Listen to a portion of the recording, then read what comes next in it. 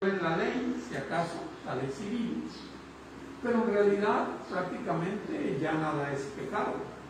Ustedes saben muy bien que tanto el adulterio, el divorcio sin motivo, la homosexualidad, las prácticas de los vicios, del alcoholismo, borracheras, bueno, cada vez más se va normalizando el pecado, de tal manera que en la gente, en la sociedad, va desapareciendo el concepto de pecado. Y por eso muchos no entienden ya que tienen ellos necesidad de que se les perdone sus pecados. Desgraciadamente, eso es lo que está predominando y está tomando posición cada vez más. Pero cuando nosotros vamos a la bendita palabra de nuestro Dios y hacemos valorar y valoramos la palabra de Dios, entonces tenemos un rumbo adecuado en nuestras vidas, un rumbo certero y fijo, y no un rumbo desviado en el cual cada quien puede hacer lo que a su parecer le parezca bien o le parezca mal. La filosofía de hoy que impera en la sociedad es: si tú te sientes bien con lo que haces, está correcto, está bien, siempre y cuando no violes la ley, pues lo demás está bien. Y cada vez se va normalizando más, cada vez se aboga más porque la ley apruebe situaciones, actitudes que antes la sociedad, hace 50 años, hace 100 años y siglos atrás también, todos estaban de acuerdo que eso era ir en contra de la palabra de Dios, de las leyes de Dios. Hoy en día cada vez se normaliza más eso. Vamos a ver primero que entender por pecado.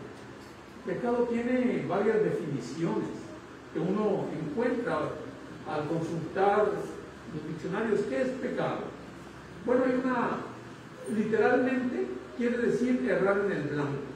La palabra se deriva de cuando un flechador tiraba una flecha con el arco y no daba en el blanco, a eso le llamaban pecado. Pero pierde el sentido bíblico si nosotros nos quedamos con esa definición. Sí es un errar el pecado, pero no solo es un errar, porque tiene una implicación moral. Por eso es también, como nos dice la palabra, es infracción de la ley de Dios, violar la ley de Dios. Esa es una transgresión, una culpa, una falta, y también en la Escritura se personifica como un poder que engaña al hombre. Se personifica, es una forma de expresión, no es que tenga personalidad en sí el pecado. Ya sabemos que el pecado nace del mismo hombre, de nosotros mismos. Pero se nos viene una pregunta: ¿por qué el pecado es pecado?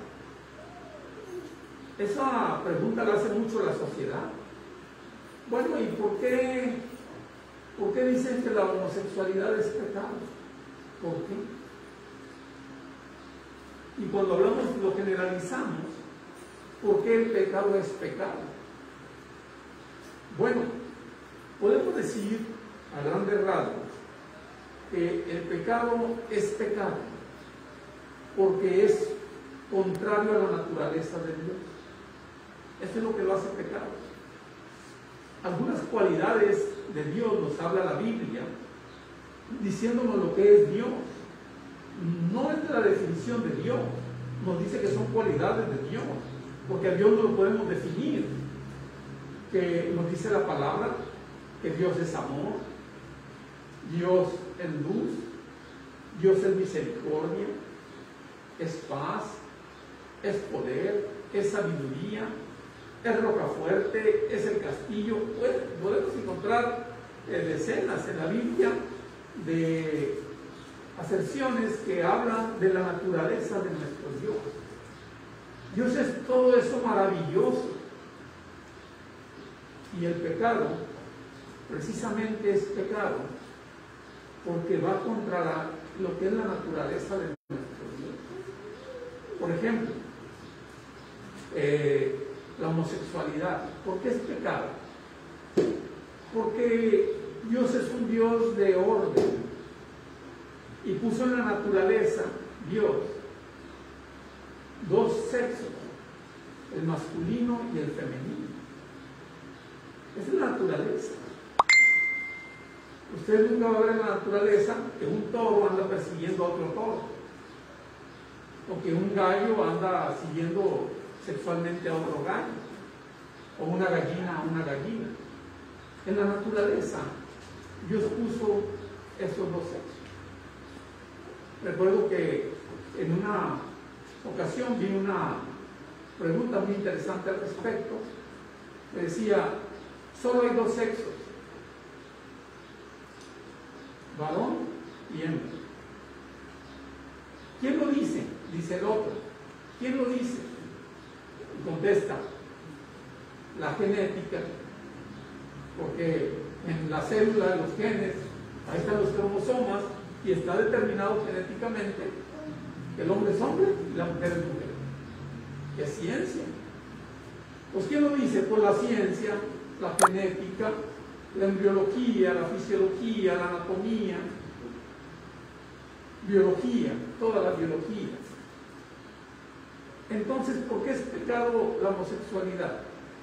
Porque va contra la naturaleza de Dios, que Dios es un Dios de orden, lo que puso en la naturaleza, con una finalidad siempre, y esa finalidad se cumple en los seres vivos, en los sexos. Ya sabemos que hay animalitos que son hermafroditas, quiere decir que al mismo tiempo convierten en un solo organismo masculino y femenino, pero Dios así los hizo. Y todos son así, no algunos, y no son homosexuales, es su forma de reproducción. Entonces, ¿por qué el pecado es pecado? Porque es contrario a la naturaleza de Dios. ¿Por qué robar es pecado? Porque extrae algo al prójimo. Y nos habla la palabra que el mandamiento más grande es amar a Dios sobre todas las cosas. Pero el segundo es amar a tu prójimo como a ti mismo. El amor, y Dios es amor. Y cuando una persona roba a otra, está demostrando que no le ama y le produce un daño. Y no le ama y por eso le roba. Entonces es contrario a la naturaleza de Dios. Y así podría ir enumerando. Tenemos los 10 mandamientos que aparecen en el Antiguo Testamento, que sabemos que Dios tiene más de 10 mandamientos, pero aparece, por ejemplo, honra a tu padre y a tu madre, pues es de acuerdo a la naturaleza de Dios, el amor a los padres. No matarás, precisamente el amor al prójimo.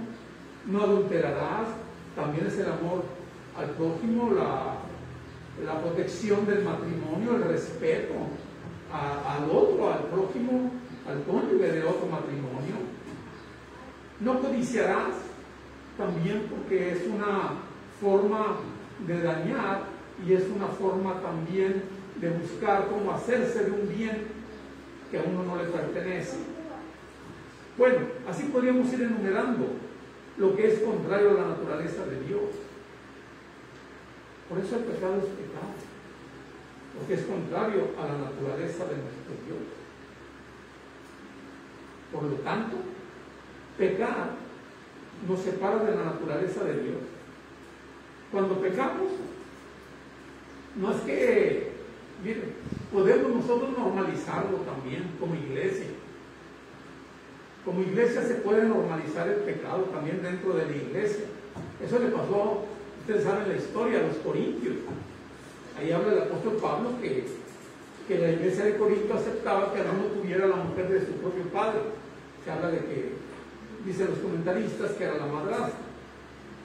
Y hablaba de esa situación condenable. Y la iglesia se había normalizado. En Apocalipsis habla de iglesias que hacían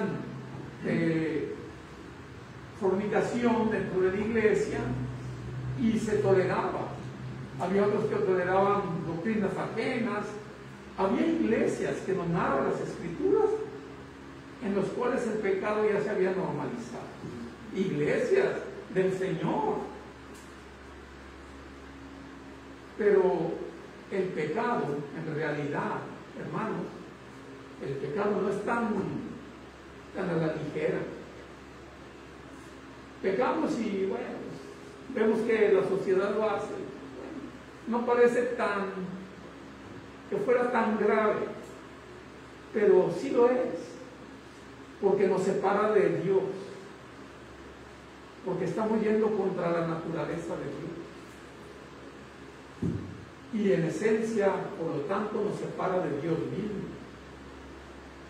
El odio, la envidia, robo, adulterio, borracheras, codicia, pleitos, venganzas, por numerar algunas cosas que nos separan de nuestro Dios y que a veces nos parecen justificables porque alguien nos ofendió y le tenemos rencor,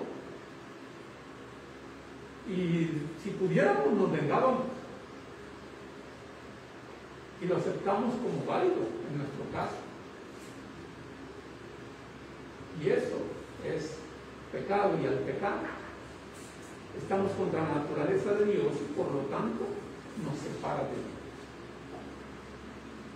No se puede normalizar el pecado, no se puede porque nos separa de Dios y estamos sin Dios al estar en el pecado.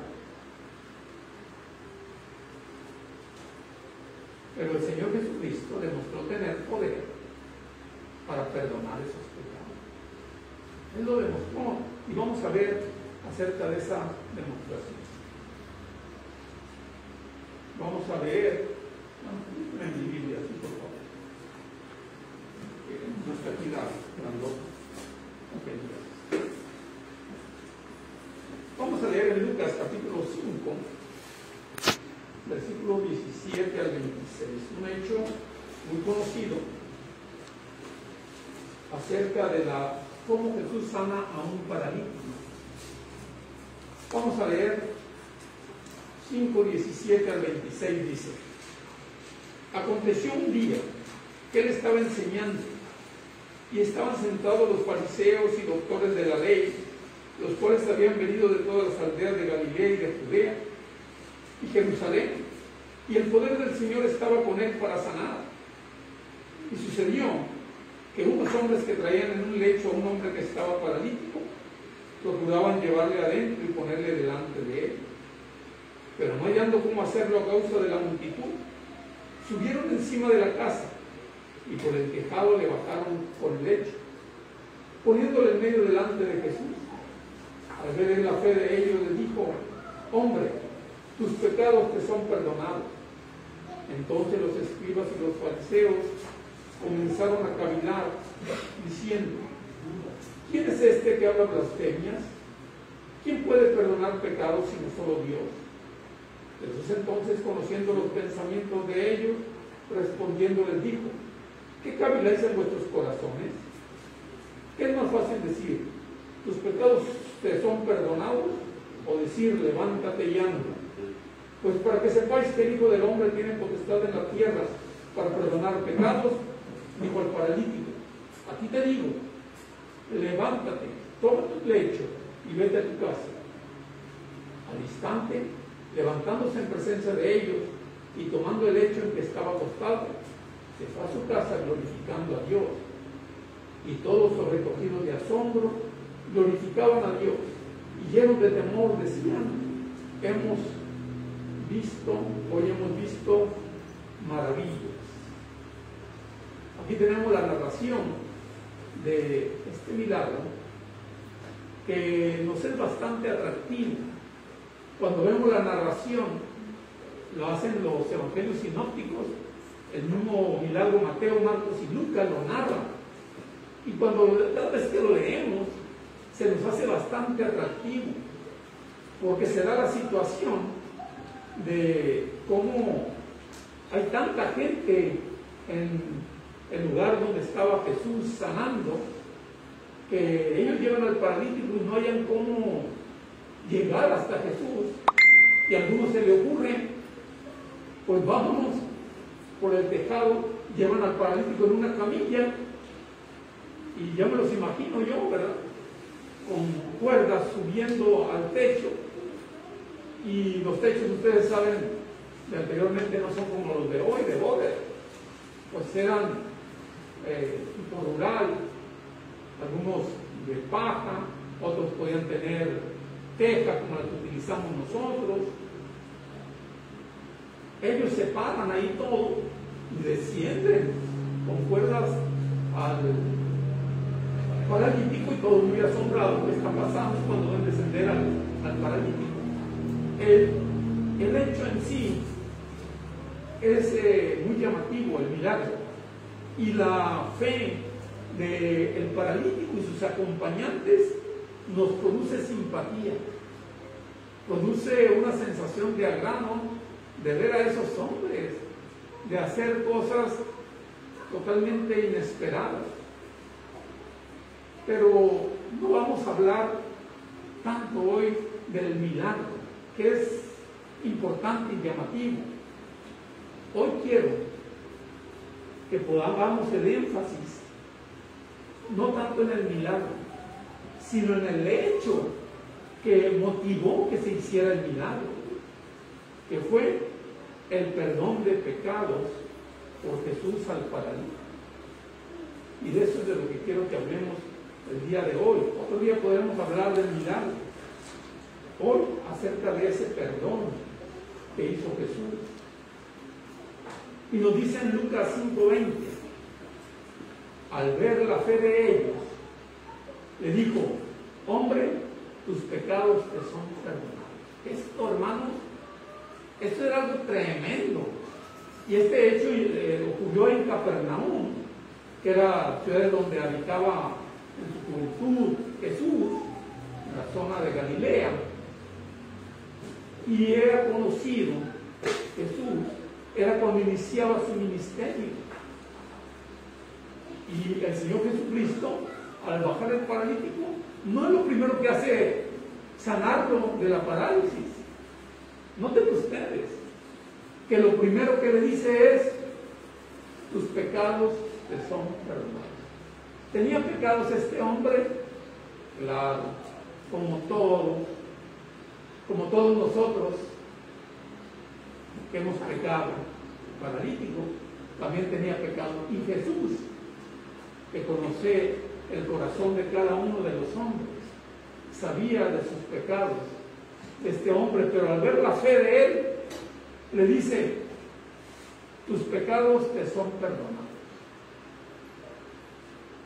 Al decir esto, Jesús estaba rompiendo todos los esquemas conocidos del judaísmo. Oigan, no es poca cosa lo que está ocurriendo ahí respecto al perdón de pecados, porque los judíos, para que se perdonaran sus pecados, ¿recuerda usted qué tenían que hacer? Tenían que ir con el sacerdote, llevar un animalito, ya fuera un chivo, un borrego, un buey, según las posibilidades, y ofrecerlo con el sacerdote, llevarlo al sacerdote, para que él ofreciera por el perdón de sus pecados. Y el sacerdote mataba el animalito y la sangre la derramaba para el perdón de pecados, para que Dios perdonara el pecado. Y llega Jesús y dice al hombre: tus pecados te son perdonados.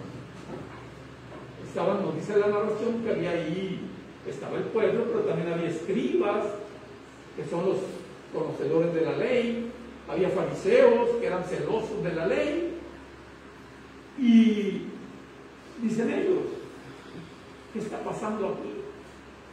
Porque este hombre está perdonando pecados. Ellos empiezan ahí a pensar y dicen ellos: este hombre habla blasfemias. Y de acuerdo a la ley, si ellos no sabían quién era Jesús, ellos estaban en lo correcto. De acuerdo a la ley, sin saber quién era Jesús. Porque de acuerdo a la ley, nadie puede perdonar pecados.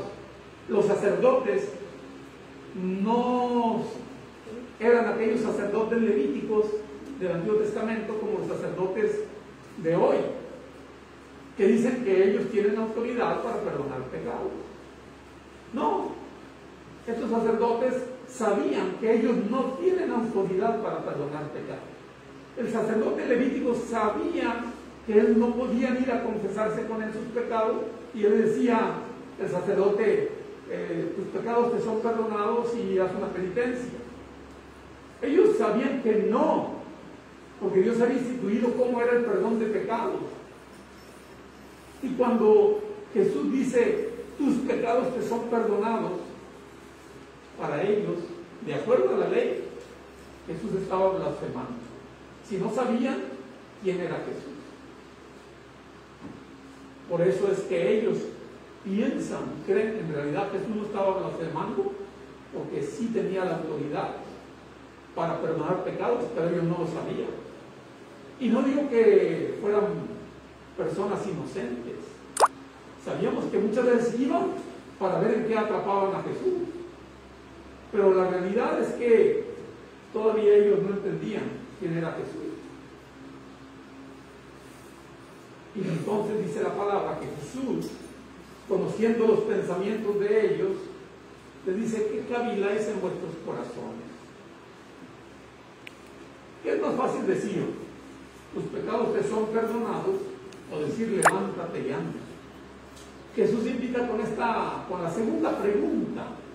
Vean ustedes la segunda pregunta. ¿Qué es más fácil decir? ¿Tus pecados te son perdonados, o decir, levántate y anda? Nos ponemos a pensar, ¿qué es más fácil? Decir, por decirlo, tus pecados te son perdonados. ¿Quién se puede dar cuenta si son perdonados o no? Nadie. Pero ¿qué tal decir, levántate y anda? ¿Quién puede darse cuenta si es verdad ese poder o no? Todos. Esa es la pregunta del Señor Jesucristo. ¿Por qué cavilan eso en sus corazones? Es más fácil decir, tus pecados son perdonados, o decir, levántate y anda. Pues claro, es más fácil decir, tus pecados te son perdonados, y ya, de boca. Pero el Señor les dice, pues para que sepáis que el Hijo del Hombre tiene potestad quiere decir poder, autoridad, para perdonar los pecados. Y le dijo al paralítico, a ti te digo, levántate, toma tu lecho y vete a tu casa. Ahí ya dijo las dos cosas. Ya dijo, tus pecados te son perdonados, y le dice, levántate y anda. Y no solo eso, toma tu lecho. Acuérdense que el lecho era una camilla. Toma tu lecho, y para que vean que es cierto, cargando, vete a tu casa. Le está diciendo ahí las dos cosas. Dice, y si no es así, vamos a ver qué pasa. Y nos narra que al instante, levantándose en presencia de ellos y tomando el lecho en que estaba acostado, se fue a su casa glorificando a Dios. Y todos, aquí no dice que algunos, hasta los escribas y fariseos, todos, dice, sobrecogidos de asombro, porque conocían al paralítico, glorificaban a Dios, y llenos de temor decían, hoy hemos visto maravillas. Con este milagro, el Señor demostró que no solo eran palabras, cuando dijo, tus pecados te son perdonados. Él demostró que eran hechos, y se lo demostró con una verdad comprobable, que Jesús tiene poder para perdonar pecados. Pero vayamos a nosotros. ¿Y qué de nosotros? ¿Tenemos en nuestra vida pecados que requieren ser perdonados? ¿Tenemos pecados pendientes que ahí están?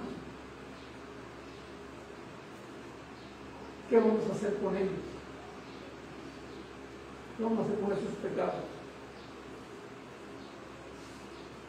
El pecado nos separa de Dios, porque es contrario a la naturaleza divina. Y nos pone alejados de Dios. Viviremos por siempre contrarios a la naturaleza de Dios. Por siempre estaremos en esa situación que sabemos que tenemos pecado, y aunque Cristo tiene poder para perdonar pecados, no hemos acudido a Cristo para ese perdón de pecados. O tomaremos la buena decisión de reconciliarnos con Dios. Si somos cristianos y después de ser bautizados hemos pecado y tenemos pecados, pues tenemos la obligación de reconciliarnos con Dios. Porque aunque seamos cristianos, el pecado nos separa de Dios si no nos arrepentimos, si no pedimos perdón a Dios por él. Y para quien no se ha acercado al Señor, hay un mensaje de parte de nuestro Dios, nuestros amigos. También ustedes van a permanecer por siempre con sus pecados, sin saber cuánto tiempo viviremos. Ahí que estén dejando para mañana, como si el mañana lo tuviéramos seguro. El Señor Jesucristo, cuando empieza a predicar, su predicación era fundamentalmente esta: arrepentíos y creed al Evangelio. Arrepentimiento es estar dispuesto a dejar nuestro pecado, nuestra forma de vivir, cambiarla, convertirla, y creer al Evangelio, todo lo que enseña el Evangelio. Era la proclama del Señor Jesús y es la proclama para todos hoy en día. Y este mensaje que da antes de ascender al cielo, el Señor Jesucristo le dijo a los apóstoles, y les dijo: id por todo el mundo y predicad el Evangelio a toda criatura. El que creyere y fuere bautizado será salvo, mas el que no creyere será condenado. Aquí está la oportunidad para el perdón de pecados. Que conozcamos todos el Evangelio, toda la humanidad.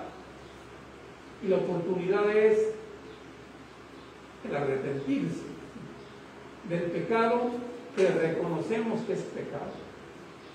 Un familiar nos decía: yo no tengo nada de que arrepentir, yo de lo único que me arrepiento es de lo que no he hecho. Es una frase muy del mundo. De lo único que me arrepiento es de lo que no hice. Pues es muy mal entender la palabra de Dios, porque así está hoy en día en la sociedad, pero la palabra de Dios nos guía a toda la verdad. Y nos dice aquí que el creer y ser bautizado nos salva, porque al ser bautizado, arrepentirnos, creer en el Evangelio y bautizarnos de acuerdo a la palabra, al Evangelio puro, entonces nosotros obtenemos ese perdón de pecados como el paralítico. ¿Cómo le gustaría a usted, amigo, hermano, que nos dijera Dios: tus pecados te son perdonados? Todo lo que hiciste antes, pues porque tú te has arrepentido de corazón, crees al Evangelio, con mi sangre, todo es perdonado. Por eso no en balde la palabra dice que si alguno está en Cristo, nueva criatura es. Las cosas viejas pasaron, y aquí todas son hechas nuevas. Uno puede nacer de nuevo, uno puede reiniciar su vida en Cristo. Y es la invitación que está siempre aquí. En 2 Corintios, capítulo 6, versículo 2, estas palabras del apóstol Pablo me gustaron para concluir esta meditación. Dice así: así pues nosotros, como colaboradores suyos, os exhortamos también a que no recibáis en vano la gracia de Dios, porque dice: en tiempo aceptable te he oído, y en día de salvación te he socorrido. He aquí ahora el tiempo aceptable, he aquí ahora el día de salvación.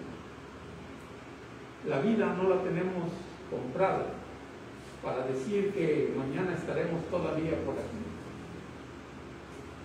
Pero ahí tenemos nuestros pecados.